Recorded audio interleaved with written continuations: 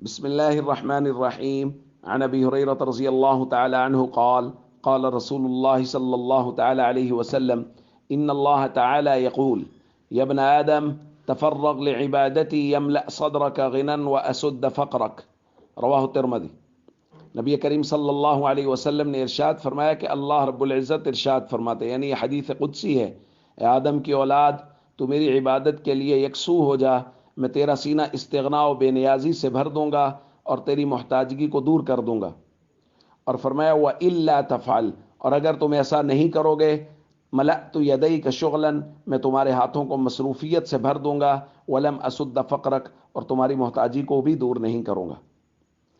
دوستو، گویا یہ اللہ رب العزت کا اعلان ہے انسانوں کے لیے کہ اے انسانوں، اگر تو تم میری عبادت کے لیے خود کو فارغ کرتے ہو فرائض اور ارکان اسلام کے لیے، تو پھر میں تمہارے سینوں کو استغنا سے بھر دوں گا. دوستو، کل جیسے ہم نے درس میں پڑھا تھا کہ اصل غنا وہ دل کا غنا ہوتا ہے. مال و اسباب کا کم زیادہ ہونا کچھ نہیں ہوتا، دل کی مالداری اصل مالداری ہے. اور اللہ فرما رہے ہیں اگر میری عبادت کے لیے وقت نکال لو گے تو میں تمہارے دل کو، تمہارے سینوں کو غنا سے بھر دوں گا.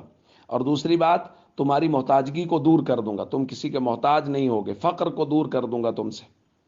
لیکن اگر ایسا نہیں کرو گے، یعنی اگر تم میری عبادت کے لیے وقت نہیں نکالو گے، جیسا کہ ہمارے یہاں ہو رہا ہے، فرائض اور ارکان اسلام سے غفلت ہو رہی ہے، ان کو پسے پش ڈالا جا رہا ہے، نماز میں کوتاہی کی جا رہی ہے، تو اللہ فرماتے ہیں تو پھر یاد رکھو تمہارے ہاتھوں کو مصروفیت سے بھر دوں گا، لیکن پھر بھی فقر کے سائے، فقر کے بادل ہر وقت منڈلاتے رہیں گے، ڈر رہے گا فقر کا.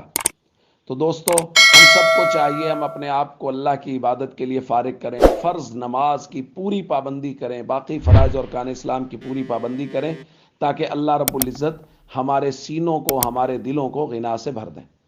السلام علیکم ورحمۃ اللہ وبرکاتہ.